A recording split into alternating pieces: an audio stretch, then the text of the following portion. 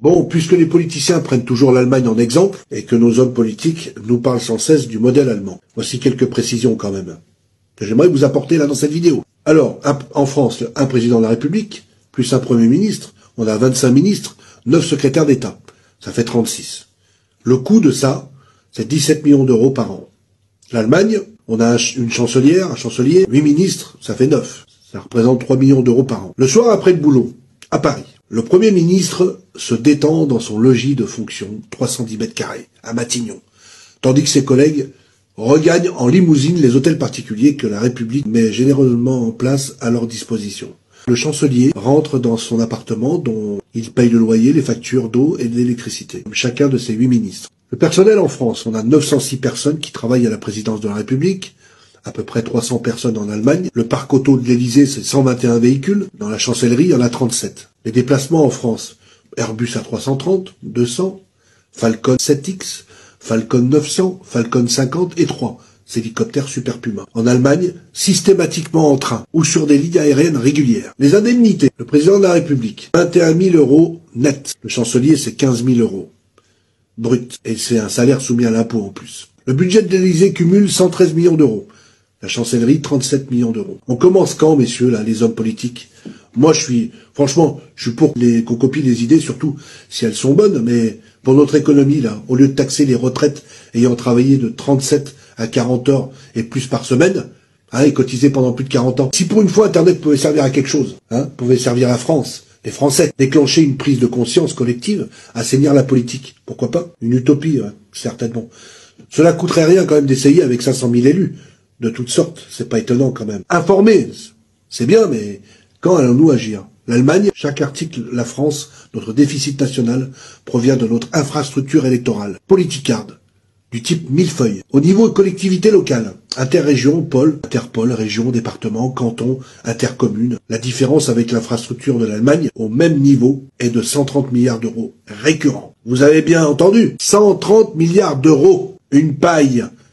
Vous vous rendez compte ou pas? Bien voilà, c'est récurrent tout ça. Comment se fait-il, honnêtement, que personne ne réagisse là? Les gens de gauche eux-mêmes là, l'ont dit, Attali et bien d'autres comme Rocard, Jospin et tous les économistes. On ampute aujourd'hui des postes clés pour gagner 3 milliards par-ci. Les retraites, allocations familiales, on augmente les impôts, la TVA, les radars, les PV, l'EDF, les taxes foncières, la CSG, bientôt les voitures diesel, etc. Pendant ce temps-là, les politiques se pavanent avec des indemnités, les cumuls de mandats, les frais de fonctionnement, France et Europe, les retraites indexées, doublées, acquises, dès qu'on a un poste clé, pendant 2 mois, seulement 2 mois. Réformons notre structure régionale, départementale, intercommunale, cantonale, communale.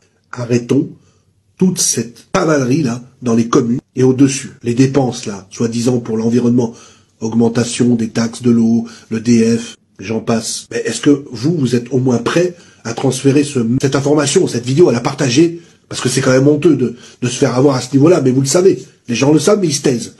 Et vous, les jeunes, réagissez, et puis faites-le vite, Parce que bientôt, la France sera déclarée en faillite fiscale. Je crois que c'est même déjà le cas. Faites circuler cette information, que ça remonte au gouvernement. Les communautés de communes, elles ont créé une taxe supplémentaire intercommunauté. Non mais attendez, tenez-vous bien. Qui, sur vos feuilles d'impôts locaux, vient se rajouter à la commune, au département, à la région, les conseillers généraux et les maisons du conseil général, qui fleurissent un peu partout, avec 150 ou 200 fonctionnaires à chaque fois, j'exagère pas. Les conseillers régionaux, et les hôtels de région, et c'est pas tout.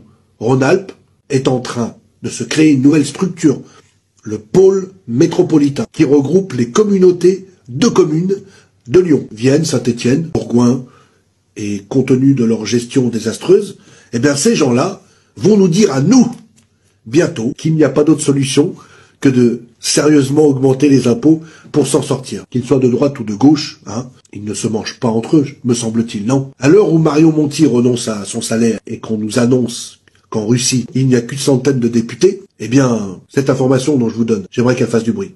Je crois qu'il faut faire exploser le web français avec ce que je suis en train de vous dire, parce qu'il me semble que c'est de bon sens. Plus de 11 milliards d'euros par an économisés, sans toucher à la TVA, sans toucher aux retraites. Alors qu'est-ce qu'il faut faire? Il faut quand même essayer de faire tourner cette information dans toute la France. Ça va être, c'est pas évident. Un peu de polémique, cela mettrait un peu de bon sens dans cette France qui comporte 37 ministres actuellement, seulement 13 sous De Gaulle, mais à part 3 ou 4, que font les autres? Je vous remercie d'avoir suivi cette vidéo.